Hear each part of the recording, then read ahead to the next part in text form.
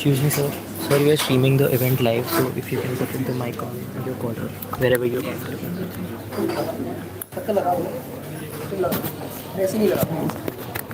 ठीक है।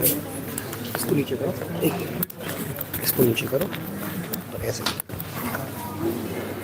सही यहाँ लगा दूँ। हाँ लगा दो, जहाँ लगा दो, जहाँ तुम्हारे लिए कंफर्टेबल है। Thank you sir. That's it. Deepika?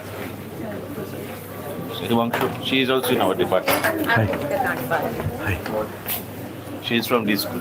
अच्छा, From this school. when did you finish it? I was awarded PhD in 2021.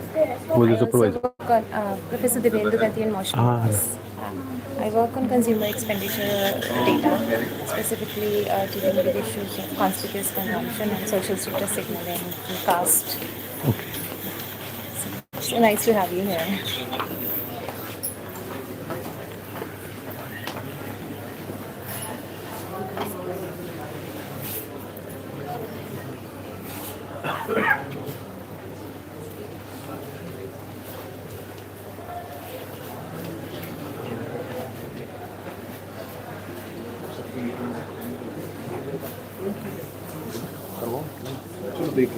And how much time do we have? How much time? One hour 15 minutes. Huh? एक घंटा बोलो या I think 1 hour 15 minutes. Then 30 minutes question answer. अच्छा और कोई नहीं है मतलब ये सेशन वही है। हाँ. ओके जी।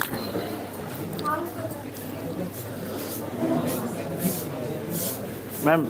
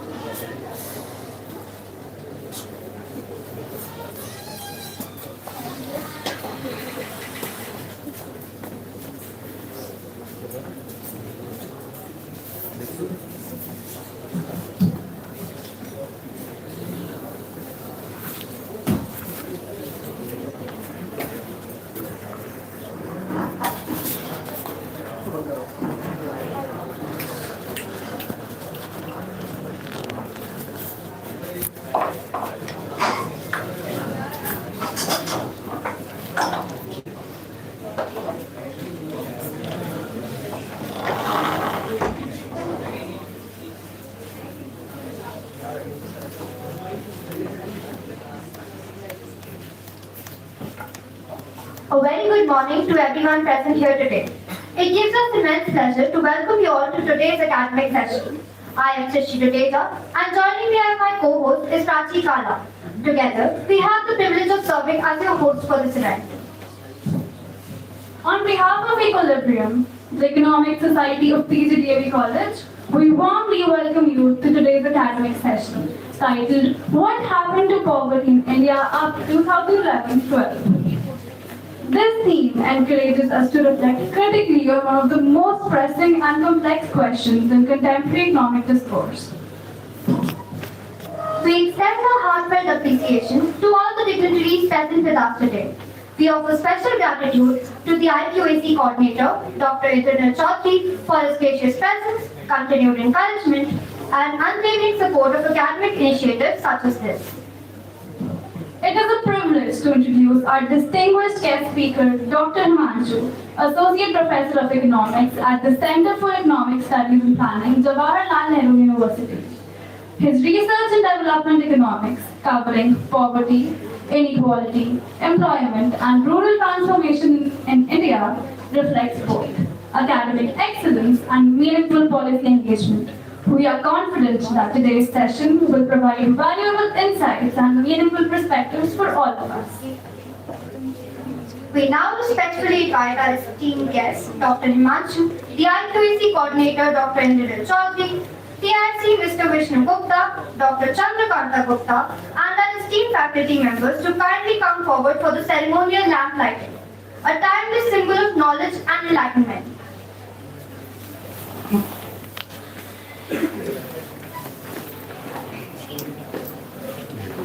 Open up. Oops.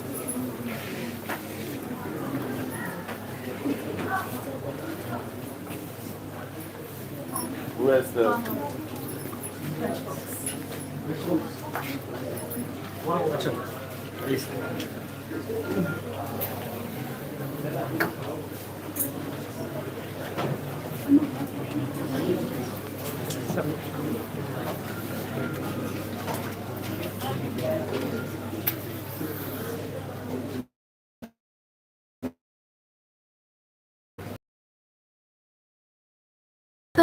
अरे मैम करिए मैम, पहले आप करेंगे.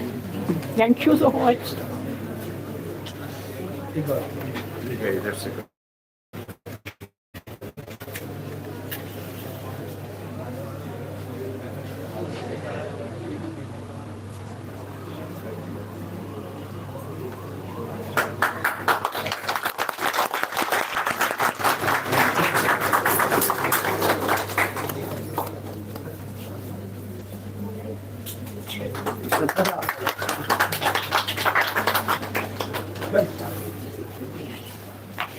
आइए मैम, दीप्ति मैम.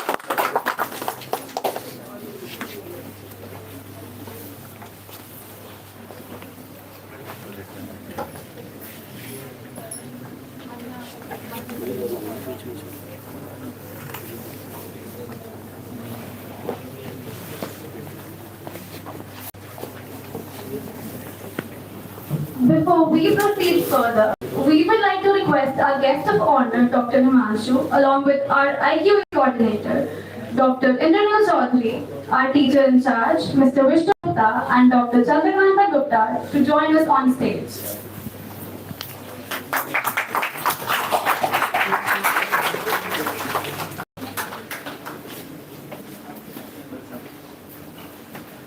यहाँ से नजदीक पड़ेगा.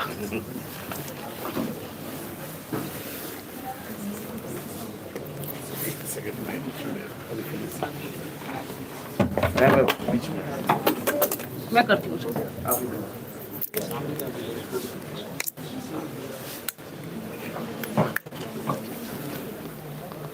As a token of our appreciation and respect, we would like to felicitate our esteemed guest. I request Dr. Chandrakanta Gupta to extend felicitation to Dr. Himanshu.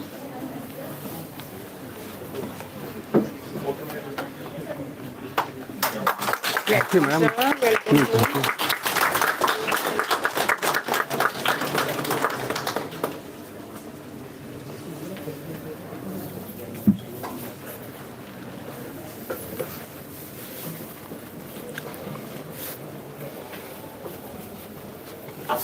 We are pleased to announce that the Department of Economics, PGDAV College, in association with the I2AC cell, is launching its annual online certificate course, Data Analysis Using R. The 15-day course will be conducted from 13 March to 2nd April 2026 and will be led by teachers, professors, and researchers specializing in R programming. We request our esteemed guest speaker, Dr. Himanshu, along with the I2AC coordinator, Dr. Indranil Chaudhary, our teacher in charge, Mr. Vishnu Gupta, Dr. Chandrakanta Gupta, Mr. Abhinav Parasal, and Dr. Anu Dalal to join us for the formal inauguration of the course. अच्छा ऐसे ऐसे पकड़ना है, बस ठीक है. खड़ा होके आप भी पकड़ लीजिए इसे में.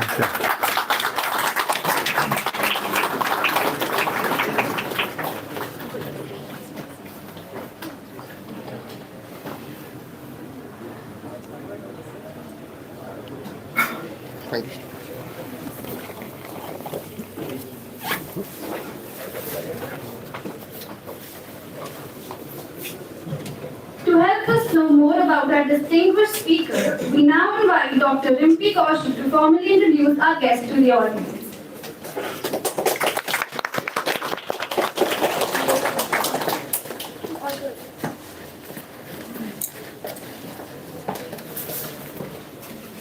Thank you, Prachi. Thank you, Srishti.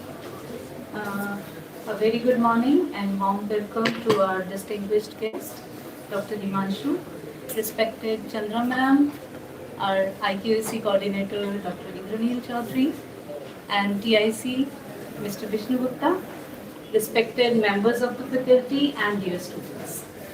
On behalf of the Department of Economics, PGDLE College, it is my great privilege and honor to welcome our distinguished speaker, Dr. Himanshu, for today's talk on what happened to poverty in India since 2011-12. It is both an honor and a responsibility to discuss on one of the most pressing issues of our time, poverty in India. Despite the progress we have made over the years, poverty continues to affect millions of people lying in the rural areas and the marginal and belonging to the marginal communities. A talk on such an issue of relevance today, we have with us Dr. Himanshu, and it is an honor and delight for me to introduce to you our speaker of the talk. Dr. Himanshu started his academic journey in the field of economics at Hirorimal College, University of Delhi, where he completed his graduation, and later he did MA, MPhil and PhD from Center of Economic Studies and Planning, School of Social Sciences, Jawaharlal Nehru University. Presently, Dr. Himanshu is an associate professor at the Center for Economic Studies and Planning, JNU. He is also a visiting fellow at the Center des Sciences Humaines, New Delhi, and has held prestigious visiting positions at globally renowned institutions such as London School of Economics, UNU Wider in Finland, and GRE 2AM in France. Dr. Himanshu is a leading scholar in development economics. His work focuses on some of the most pressing issues confronting India today, such as poverty, inequality, employment, food security, rural development, and agrarian change. His research has significantly shaped contemporary debate on structural transformation and changing patterns of livelihood in rural India. Beyond academia, Dr. Himanshu has contributed extensively to public policy.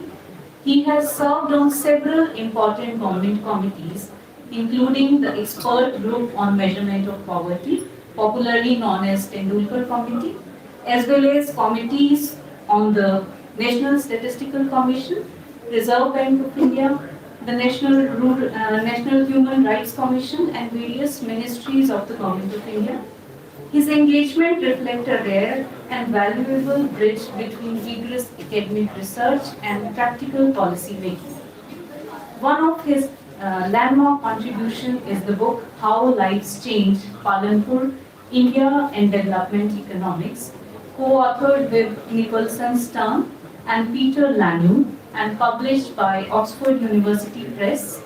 His remarkable work is based on one of the longest running longitudinal village studies in the world, tracing socio-economic change in Palanpur village since 1957-58. Dr. Himanshu has been the principal investigator for 6th and 7th round of this influential survey. He is also a widely respected public intellectual, regularly contributing to media discussions and writing a fortnightly column in Mint on development issues. His contribution to the field has been recognized with the Sanjay Thakur Young Economist Award from the Indian Society of Labour Economics and Personnalité d'Avenir honored from the French Ministry of Foreign Affairs. We are truly fortunate to have with us today a scholar whose work not only advances academic knowledge but also informs policy and public debate in the meaningful ways. Sir, we are deeply honored to have you with us today. Your presence greatly enriches this academic event, and we are confident that your insights will be both intellectually stimulating and immensely valuable for our students and faculty members. Thank you. I guess we'll.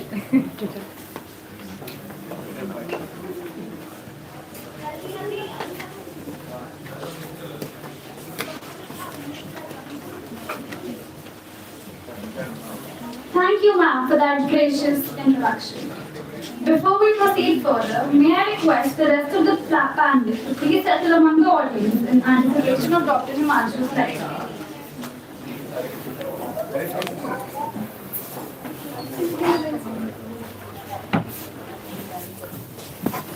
Please join us in extending a warm welcome as we invite Dr. Himanshu to deliver his lecture.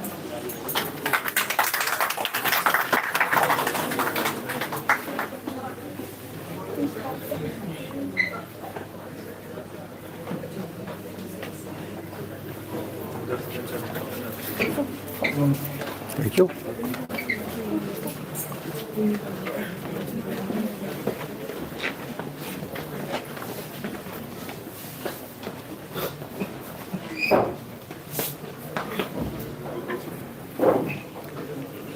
Thank you to the Department of Economics for having invited me for this event.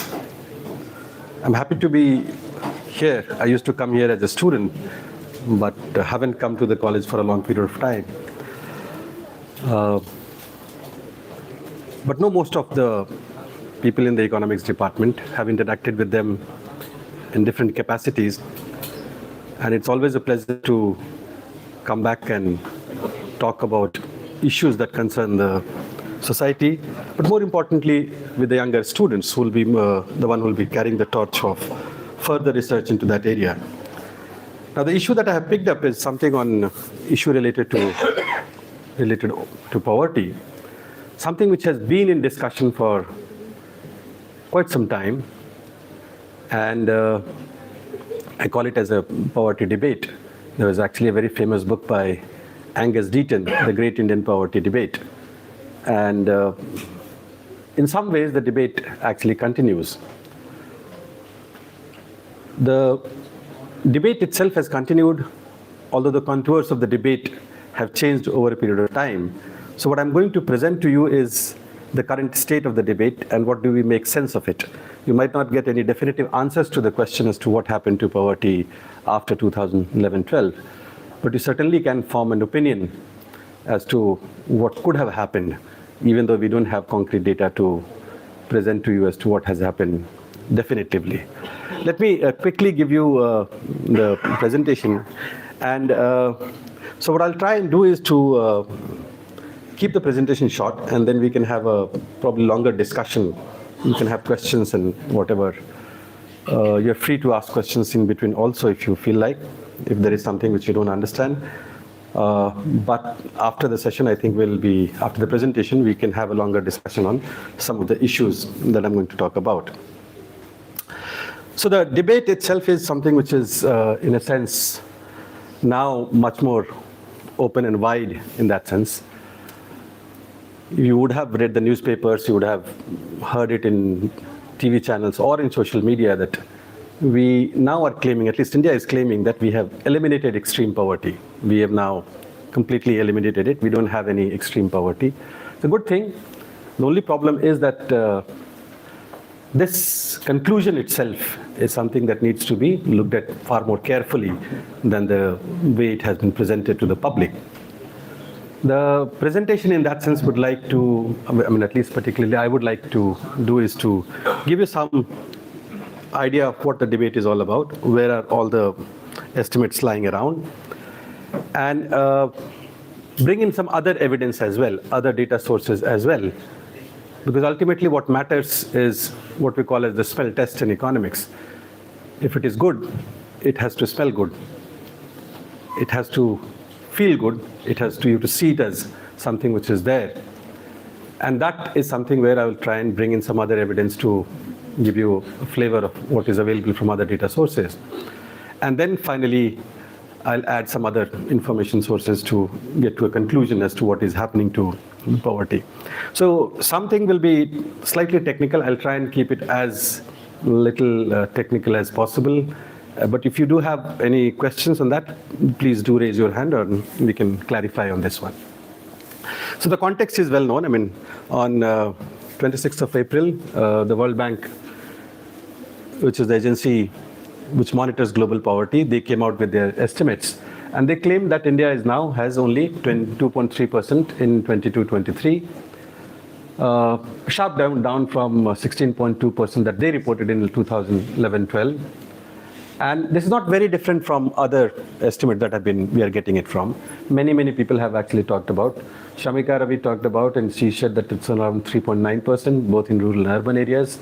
But even sharper decline. In the World Bank, it was declining from 16.2% to 2.3%. Here it was going down from 30.4% and going to around 3.9%. A very sharp decline in just a span of 11 years. Sujit Bhalla went even further, and he basically estimated, and at that point of time he was India's representative to the IMF, and he said that poverty is only around 2.3%. And that's the number that he presented with the state numbers, which you can see in many of the bigger states, the larger states, for example, 16 of the larger states, poverty was almost negligible. It's not there. 0.5% is it's like not insignificant. It's not something which is there. So we have, I mean, happily we can conclude that we have actually eliminated any kind of poverty. This was something which was, again, further, he moved further, and he basically estimated it to be 1.4% in 2019 itself, so 7 years back, we eliminated poverty. And in 0.9% in 2020, which is the COVID year, so roughly around that time. So more or less you get it roughly that we don't have any kind of poverty that exists in this particular country. The World Bank revised its estimate in June 2025, and they used a different poverty line. Earlier, the poverty estimates were based on the $2.15 per day poverty line. They raised it upward to $3 per day. And that basically led them to revise the estimates. But again, after the revision also, the estimates basically suggest that the decline has been quite sharp, from 27% to roughly 5% in 22-23, roughly around that number. Let me remind you here, there is not a single official estimate from Government of India. Government of India has not released a single estimate. But yes, the PIB, the Press Information Bureau, and other agencies of the government did actually go to the town saying that the World Bank has now confirmed that the poverty levels are around 5%. So that's something which is an endorsement that was officially given by the Government of India, not formal endorsement in that sense. And that's the question that we are asking, that is it something which is convincing, and where do we actually stand at this point of time? There are two other changes that the World Bank did, which again, we are not going to get into details, but let me just tell you what was the change that was done in the June estimate compared to the April estimate. In the June estimate, what they did was they used the Household Consumption Expenditure Survey of 22-23, but they adjusted the consumption expenditure estimates. And they did it by doing three things. One is that they added all sorts of subsidies that you get, right from your public distribution system to your school textbooks, to uniforms, to footwear, and all sorts of things that you get. That was added in the consumption expenditure. That's something which is not the normal practice, but they did it. And they also excluded the expenditure on durables, housing, hospitalization, and various other items, including furnitures and also all other things. That led to basically them arriving at this 5% rate of poverty by 22-23. So why there is a debate? Why are we saying that there is actually this is something which is a debate? And the debate for that, a little bit of a background information is what I'm going to give it to you. One is that the last time the word was used, and we had the whole Great Indian Poverty Debate, that book that came out with edited by Angus Deaton, that was concerning the debate that was there. 1999-2000, Government of India experimented with a consumption expenditure, led to a massive debate, simply because that showed a massive decline in poverty, roughly 10 percentage point of decline in poverty between 93-94 and 99-2000. And that was questioned by almost everyone who was working on that area. And the Government of India was gracious enough. The finance minister stood in the parliament, and he said that there is a problem with the data, and that we are not going to use the 99-2000 survey for any kind of estimation of poverty. So Government of India officially does not use the 99-2000 survey for any kind of estimate of poverty, but the data itself was made available in public domain. and everybody used it, analyzed it. For 4 years, there was a very intense debate that was going on that as to what is the current level or that level of poverty at that point of time. That was the basic debate at 99-2000.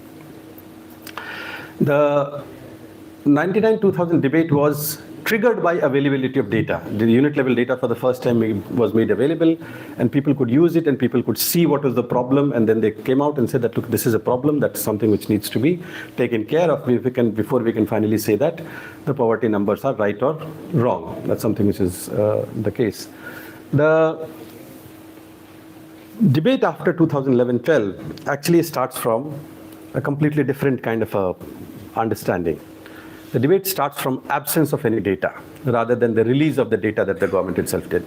We conduct this consumption expenditure survey based on which we calculate poverty. All our poverty estimates are based on the consumption expenditure surveys, and we have an official poverty line that is applied on. The official poverty line is given by the again, the Planning Commission or Niti Aayog or the Government of India basically sets up a poverty line that this is the poverty line you are going to use for estimating poverty. The consumption expenditure data is given by the National Sample Survey.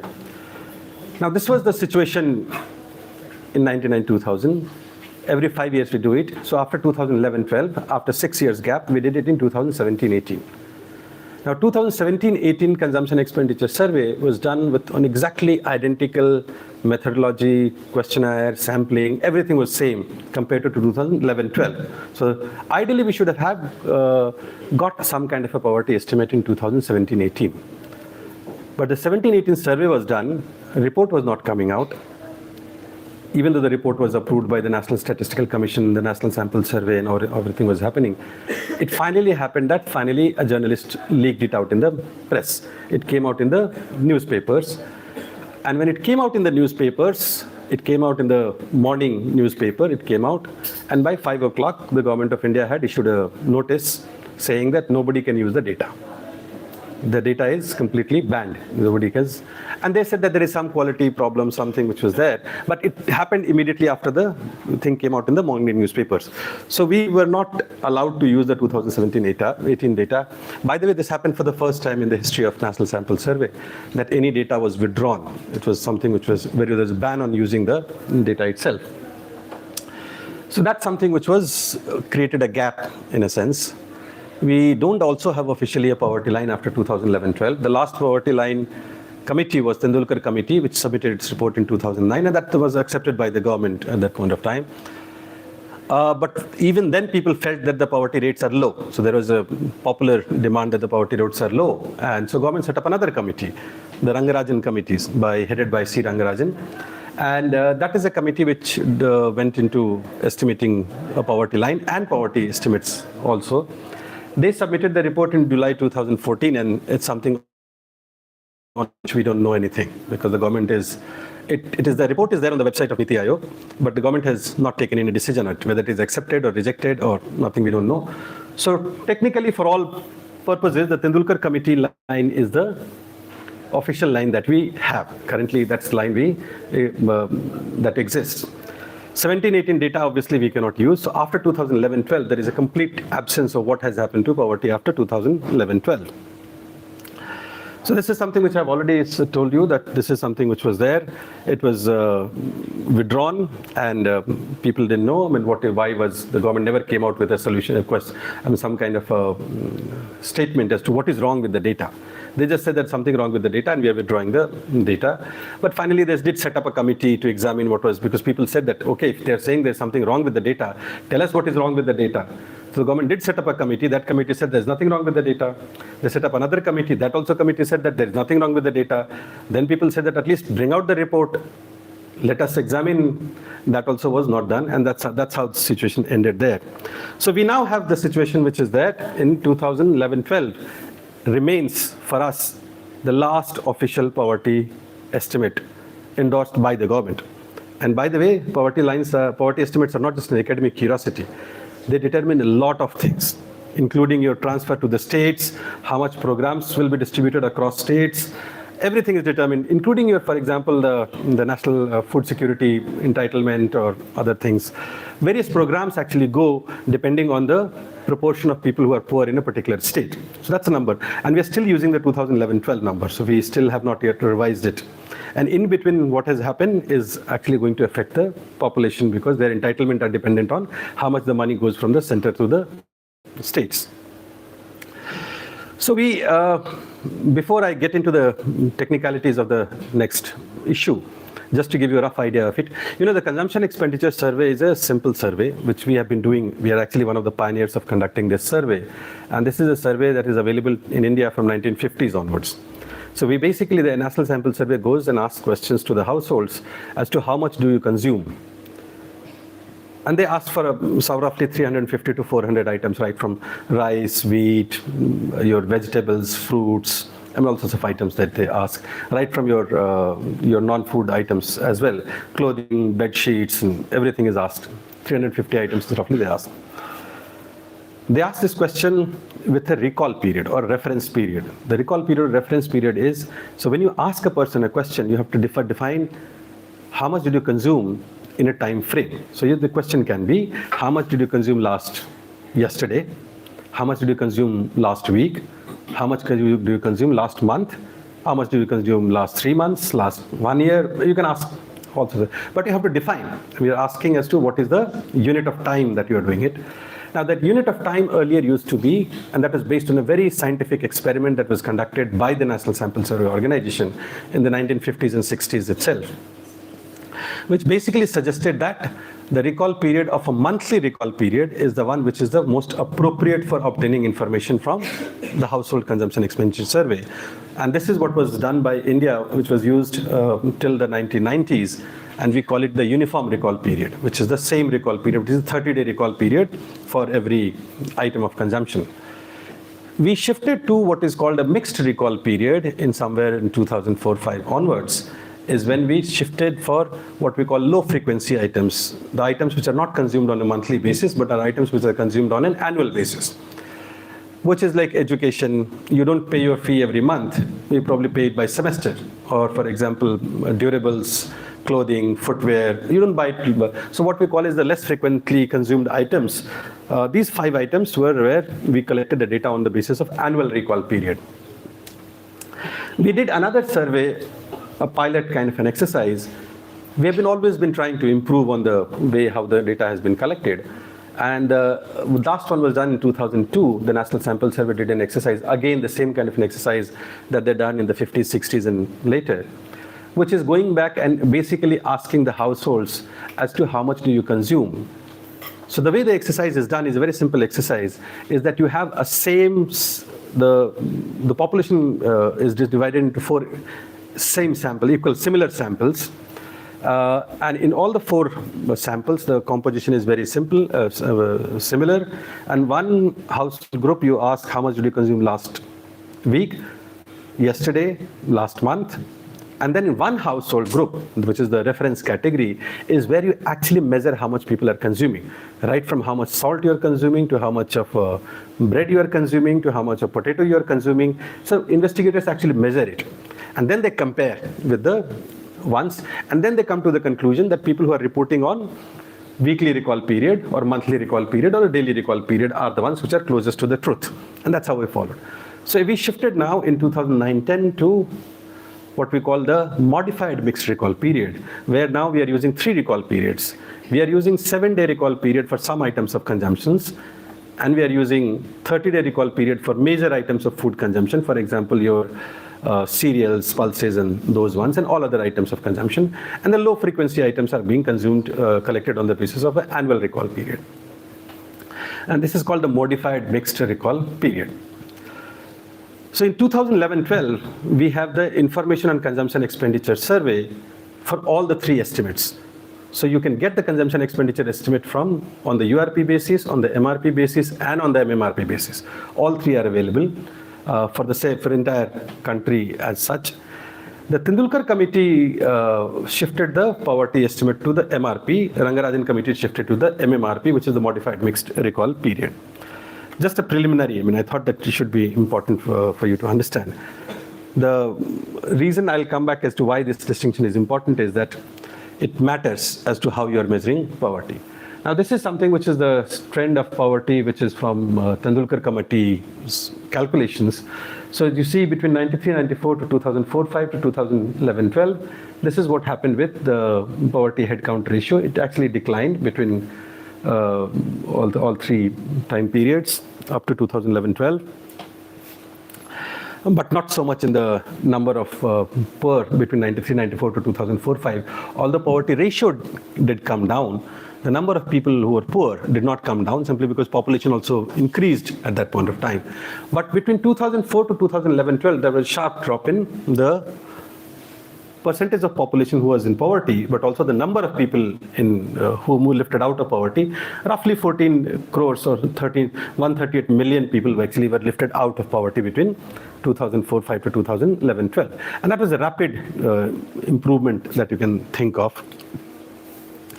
And this is something which is again the percentage point per annum, basically saying the same thing. Now, we don't have the 2017-18 data, but the report itself was leaked. And it's available in public domain, something which is, you can use it. The published reports are available. And this was what happens if you actually use the 17-18 consumption expenditure survey and calculate poverty based on the 2017-18 numbers. And these are MMRP, and therefore you can use the Rangarajan Loyalty lines. As you can see that between 11-12 to 17-18, poverty went up quite sharply between 2011-12 to 2017-18. It went up quite sharply. Keep that in mind. I mean, that's one thing, I'll come back to that issue later. Although in urban areas it declined, but overall it actually went up. Now that's something which was it explains partly why the government was immediately wanted to withdraw the 2017-18, because the moment you come out and say that poverty has increased is going to be uncomfortable for any government, and no government would like to report that poverty has increased during that tenure, and especially the large number of it. So 17-18 numbers basically came out with this one, and this was withdrawn, and that led to a situation that finally we have the consumption expenditure survey that was not available from 2011-12 to 2000 for a long period of time. And we finally have the consumption expenditure survey starting from 22-23. Because you can withdraw the consumption expenditure survey because the poverty numbers are not comfortable. But you cannot stop the consumption expenditure survey. Because the consumption per expenditure surveys are not only used for poverty estimation. In fact, they are the base on which the entire country's statistical system is built. Without consumption expenditure survey, this country's statistical system will collapse. They will not get a single information that is available to you. So this month is an important month. This month you'll see on 12th of February, they announced the new consumer price indices, the CPI, with a new base that was announced. That is based on the consumption expenditure survey. On 27th of February, they are going to announce the new series of GDP. That is based on the consumption expenditure survey. So you cannot not do the consumption expenditure survey simply because the poverty numbers are uncomfortable, because that leads to a situation where your entire statistical system will collapse. So they went back to doing the consumption expenditure survey, and that happened in 22-23. In between, what has happened is that we are still using the 2011 base for our inflation measurement.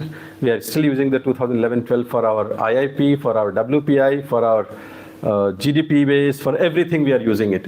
And precisely for the fact that our base is so old, normally a base should be changed every 5 years, is because of which the IMF last time when it came out, it must have written in the newspapers, it gave a category grading of C to the Indian statistical system, saying that your base is too old, it is not appropriate, and it is something that should be changed much less frequently, much more frequently, preferably at a gap of 5 years, not less than, can be lesser, but not more than that, because consumption patterns change, society is very dynamic, things are changing very, very fast. What was there in 2011-12 is not there in 2022-23. What is there in 22-23 is not there in... So you keep on changing this. So they had to do the 22-23 consumption survey, along with the 23-24, the back-to-back surveys were done. And so we had the 22-23 surveys that came out. But this came out with a very new, completely new survey design and sampling design both, and I'll speak about that, what actually it makes. It's a very simple thing. These are things which may appear to be very trivial, which may appear to be very, very simple, but they change the entire, the base itself, and why one has to be, and as an economics students you'll understand.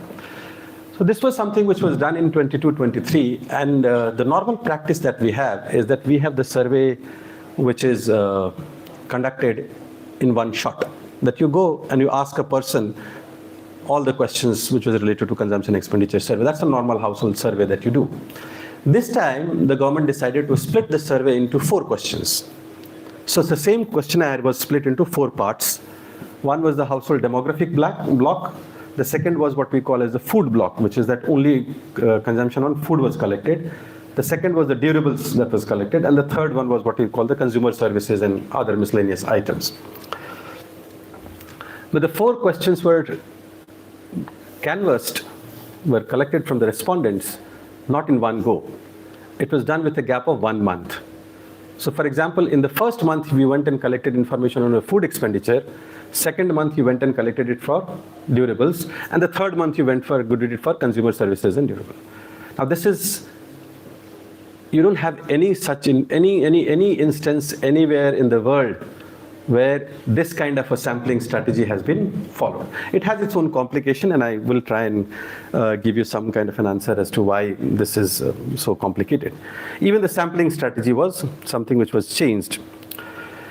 The HCS 2022-23, where before it was introduced, ideally, and that's what the National Sample Survey or any statistical agency does, is that they conduct what is called a pilot. And as a student, you should be doing it. When you're going and doing a field survey, you should first go and do a pilot survey, which is to see how the questionnaire works, how people are responding.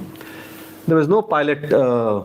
I mean, we don't know. At least the government is not claiming whether the pilot was done or not done, so they're completely unclear about it. The second thing that they should have done is to have what is called a bridge survey. So bridge survey is what has happened in 2011-12.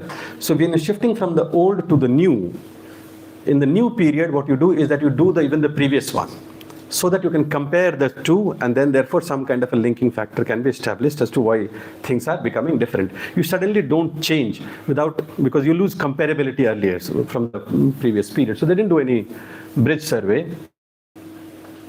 And so they basically changed the items were aggregated and how it has been done. So everything was changed. And these are not small ones. These are actually quite complicated ones.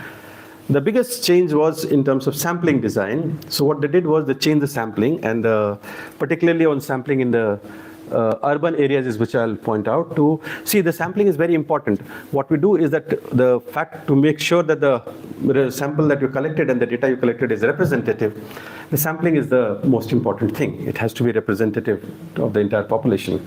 So how do you stratify the population? That becomes an important part of it. The stratification principle, and this is the first course in statistics that you should learn, that the stratification variable has to be something which is fairly widespread. You can't actually use a stratification variable which is actually usually consumed by the top 1% or the bottom 1% of the population or 10% of the population, because then there is no stratification that is possible. This time the government of India basically decided, the NSSO, that we will do the sampling in urban areas stratification based on whether you possess a car or not, a four-wheeler or not. Now, if you look at the actual data in many of the states, for example, in West Bengal or Bihar, only 5% of the population is actually owning a car, which basically means that you can divide the population into 2 groups, one who have purchased a car and the other which have not purchased a car. But what it basically means that the 95% which is in the bottom, there is absolutely no stratification. And if there is no stratification, then sampling becomes a useless sampling. You cannot actually do any kind of sampling in that sense. So is the problem with the poverty line, because the poverty line is something which is very important, and we don't have a poverty line, as I mentioned to you earlier also.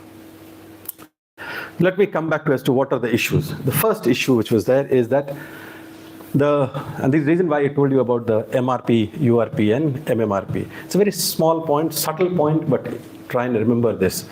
In 2011-12, the National Sample Survey conducted a survey to collect consumption expenditure data based on the uniform recall period, on the mixed recall period, and on the MMRP, which is the modified mixed recall period. The 3 actually give you the distribution of consumption expenditure in the entire country. The three distributions, all three are representative of the population of this country. But if you look at the numbers, what you'll find is that the average consumption by the three measures are different. The average consumption by the three measures are completely different. But not only the averages are different, even the distribution is very, very different. So if you look at the inequality measures or any kind of distributional measures, those are very, very different. Why does it happen? We don't have an answer. This is a behavioral question. That's something which is a behavioral question, but it is something which is an empirically proven fact that people respond differently depending on what is the reference period on which you're asking the question. Because for an average person, that person is not doing a calculation. If you go in a person and ask, how much did you consume last week? And how much did you consume last month? You will find, and this is normal exercise, just go out on the road and do this kind of a quick example of it. You can do it yourself. I mean, I've done it myself and it's a very illuminating exercise. You'll find that people actually give different responses. Because mentally, people are not doing a calculation of converting the weekly and then dividing it by 7 and then multiplying it by 30. They just respond on this, and there are some commonsensical reasons, I mean, particularly in rural areas, because people pay to their shopkeepers or whatever on a monthly basis, therefore their monthly recall is much better than, say, for example, a weekly recall. Many, many things can come in the picture. The point here is that if you have an URP distribution, you have a MRP distribution, and if you have a MMRP distribution, all three will require a different poverty line for you to estimate poverty. And that happens simply because at any point of time, at this point of time at 12 o'clock on this particular day, on 18th of February, 17th of February, in this country, there are a fixed number of people who can be characterized as poor. That number doesn't change. That number is fixed. If you're using a different metrics here, URP, MRP, or MMRP, then you can't get three different estimates of poverty for the same population. So the estimate of poverty for a country at any point of time has to be one single number. What is changing here is the distribution. It happens, people move out in search of work, so they go to other places to work, and we know that very common. Now, what do I do with the households where the 2 rounds have been surveyed, but the 3rd round is not there? I have to basically drop that particular households. Now, if I'm dropping that particular households, I need to know whether the household is the poorest household, which is likely to be because these are the seasonal migrants, or it is the richest households. If it is the poorest household, then what I'm doing is that from my sample, actually I'm removing the poorest households. And therefore my overall averages will go up. If it is the richest household, then I'm knocking off the guys who are at the top of the distribution. When I went to do the survey, that particular family had gone out for weddings, festival, or some other holiday or something, we don't know. And if that happens, then the only option for me is to drop as the respondent bias. That was a simple thing. And again, something which is an exercise that you can do it yourself and verify it yourself. These are all DIY, do-it-yourself exercises that you should be doing it. Just for fun, I mean, making reels, do that at the same time. I mean, go outside this road and the mother of the women in the household, the men in the households, you get different answers. This one I know, you know why it happens. There is, believe it or not, there is a gender bias in this system that we are living in, and so we know that this is something which is there. But this is an empirical fact that depending on who is the respondent. Now these 3 respondents will give you completely different estimates of consumption. Consumption expenditure is very, very different. Consumption expenditure is very, very different. Why does it happen? We don't know, but that's what happens. Empirically we know, that's a proof that is there. That is where the 22-23 actually becomes a problematic. So we know it for sure that 22-23 is not comparable with the 2011-12, which effectively means that we do not have any estimate of poverty after 2011-12. In fact, the World Bank itself, when it brings out a report, and a long note, it basically says that we are bringing it out, but this is not comparable. Don't use it for measuring poverty. So we do not have an estimate of poverty after 2011-12. Officially, there is a little complex one. The simple one is something which is, again, what you can decide and what is, and that's what I call the smell test. You can actually figure out what is poverty without getting into all this. So you can happily forget whatever I have spoken so far, and you can start afresh from this one. What can we do is that we basically can use various other sources of data which are available and make sense of what is going on. In particularly, what we'll be focusing on, the data on employment conditions, wages, earnings, where are you working. Some things we all know. A manual casual wage worker is going to be poor compared to a salaried regular worker in. That's what we know. That's something which is, we are fairly clear about it. We also are very clear about it that a person who is working in agriculture as a laborer is going to be poorer than, say, for example, somebody who's working somewhere else. We know some of the things are more. We know that